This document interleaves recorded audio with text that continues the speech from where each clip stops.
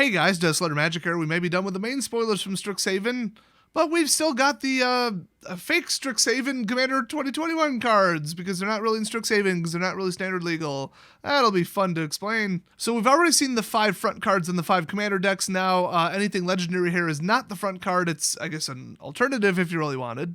But I think it's just like a backup, you know, so you get multiple commander options so people buy the decks more. But let's start with Alibu, Ancient Witness. It's a legendary artifact creature golem. It costs 5. It's 4/5, and other artifact creatures you control have haste. Nice. And then whenever one or more artifact creatures you control, I think it should say attacks. I think you defer to the singular if it's singular or plural. I don't remember.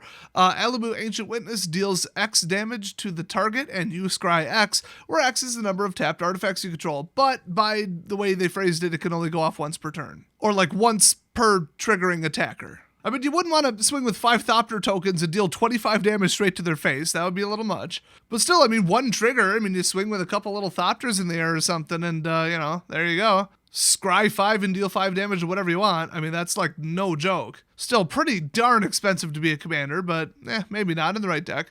Next up, we got Lashiel, Clockwork Scholar, another legendary creature, Elephant Artificer, 2/4 for 3. Prevent all combat damage that would be dealt to attacking artifact creatures you control, so you can swing away all you want, give them lifelink, and you almost can't lose the game. Then whenever one or more artifact creatures enter the battlefield under your control, so one or more, draw a card. And then this ability triggers only once each turn. So you're only getting 1 card per turn off this no matter how you swing it. That's still pretty insane. I mean, it's no, you know, the Great Henge where every single time you cast a creature, you draw a card. You can draw like 7 cards in a turn. But that's still pretty good. I don't know if he's quite, you know, commander material, especially being, you know, not blue. But he's pretty good. I mean, I'd throw him in my deck. Next up, we got, I'll go with Lilia, the Blade Reforged. It's a 3-cost 2/2 legendary creature, Spirit Warrior. And it has haste, and when it enters the battlefield, exile the top card of your library. You may play that card this turn. Nice. And whenever you exile one or more cards from your library and or graveyard, put a 1/1 counter on Lilia. Couldn't they have just gone with Leela? So 1 or more single trigger, single counter per instance, you know. Still pretty good. I don't know if it's commander good, but it's neat. Next up, Excavation Technique. It's a 3-cost sorcery, and we've got a new mechanic. Now remember, this mechanic is in this Strixhaven product, but it isn't in Strixhaven and it isn't in Standard, which, boy, is that going to confuse the hell out of people. Because yes, this is a Strixhaven card, but it's not from Strixhaven. It's just from like the world of Strixhaven, and that it's in a simultaneously launched product that's on the shelf right next to it with Strixhaven written on it, but isn't standard legal. Didn't they learn from the last time the dual decks? Because they said they did. Anyway, we got to demonstrate. Whenever you cast this spell, you may copy it. If you do, choose an opponent to also copy it. Players may choose new targets for their copies. So you get 2 copies and an opponent gets 1 copy. Neato. So destroy target non-land permanent. Its controller creates 2 treasure tokens. I don't know, man. This would be absolute chaos in multiplayer. I'm not sure if that would be a good thing that would help you win the game, but it would be funny. Next up, we got Cursed Mirror. I just absolutely love everything about that artwork, and I don't know why. So it's a 3-cost red artifact. I do like the whole color-locked artifact thing. That was an improvement. You can tap it to add 1 red, which is pretty wild, and then as Cursed Mirror enters the battlefield, you may have it become a copy of any creature on the battlefield until end of turn, except it has haste. Well, it's not cursed at all. They made it sound like it would have like a downside. That's actually awesome. Anyway, next up we got Monologue Tax. I mean, if those crystals are valuable, I'll go through it. I don't know why he looks so damn worried. Anyway, it's a 3-cost enchantment. Whenever an opponent casts their 2nd spell each turn, you create a treasure token. Oh, that is shockingly similar to that other tax card, which, by the way, is like $40 now, I think. What the hell? Something weird going on there. Next up, Battle Mage's Bracers. It's a red artifact, 3-cost equipment. Equipped creature has haste. Whenever an ability of an equipped creature is activated, if it isn't a mana ability, you may pay 1. If you do, copy that ability. You may choose new targets for the copy. So, Spell Cloner Bracelets. Very nice. Oh, it has equipped too. Well, I guess it's ability cloner, but I mean, you know, canonically, it's the creature casting a spell. I gotta say, that's actually pretty wild. Next up, Archaeomancer's Map. Oh, don't forget the time crystals. It's a 3-cost artifact in white. When it enters the battlefield, search your library for up to 2 basic plains cards, reveal them, put them in your hand, then shuffle. Nice. Whenever a land enters the battlefield under an opponent's control, if that player controls more lands than you, you may put a land card from your hand onto the battlefield. Ooh, I like that. So as much as I like that, for 1 more mana in white, you can get an enchantment called Endless Horizons that says when it enters battlefield, search your library for any number of plains cards and then exile them. And then at the beginning of your upkeep, you can choose to just take one of those exiled plains and put it directly into your hand, and it doesn't like skip your draw. That's like the enhanced version of this right here, although you don't get the cool, catch-up feature, but you wouldn't need to, I do believe Endless Horizons was OBA number 1. So anyway, next up we got Rune Grinder. It's a 6-cost 7/4, artifact creature construct with menace. Whenever Rune Grinder dies, each player may discard their hand and draw 7 cards. And then it has Mountain Cycling, which is not cycling. It should be called Mountain Fetch.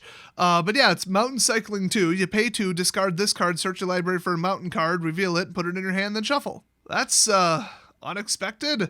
Speaking of unexpected, I didn't see this one coming. Boy, the power creep is getting wild with this. Check this out. Okay, if you get this card right here, with the link in the description down below, you get $50 as soon as you make 1 single purchase in the first 90 days. That's right, $50, free statement credit. You can spend it on anything. Then after that, no annual fee. It's just nice to have a credit card around in case you need it, like really, really need it. And the whole time they'll be monitoring, credit anomalies, like social security, identity theft, and all that, all for free. They'll send you an email if anything happens. I don't know if I told this story or not, but I went to my bank, inquired about a loan, instantly got home, boom, email from Discover. Somebody tried to take out a loan in your name. Yeah, just having the card does that. So, you want $50 to spend on whatever you want? There's 5% cash back in a category every quarter. You can even get an interest rate as low as like 12%. This card's awesome. Check out the link.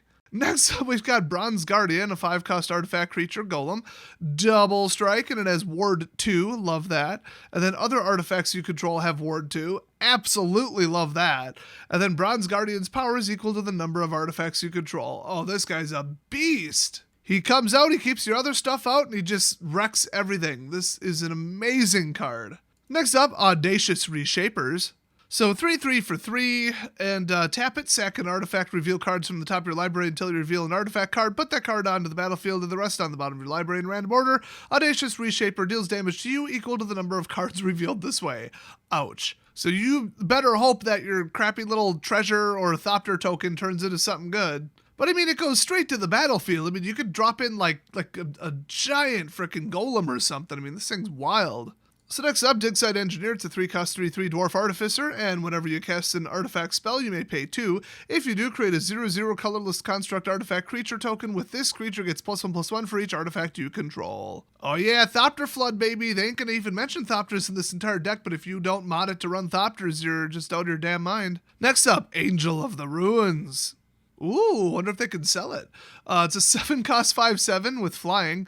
And on ETB, exile up to 2 target artifacts and or enchantments. And that's it. It doesn't say until this leaves play, so they are just exiled. And then this card has Plains Cycling, so you can cycle it to go get a Plains if you don't have 7 mana. Next up, Wake the Past. It's a 7-cost. What is with this college and costing too damn much?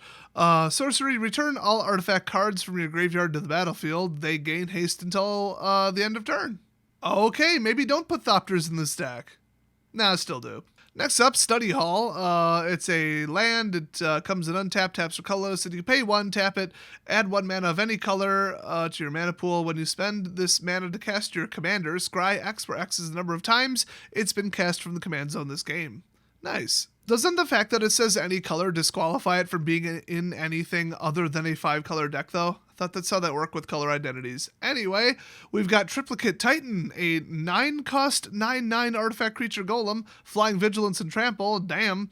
And when Triplicate Titan dies, obviously I saw this coming, create a 3/3 colorless golem artifact creature token with flying, another 3/3 with vigilance, and another 3/3 with trample. You break the statue breaks you. And that's it. So I guess those are the really, really important unique cards from the, Lorehold or whatever, based commander deck. I bet we're going to see the rest soon. So hit subscribe if you haven't already. And I will see you guys next video.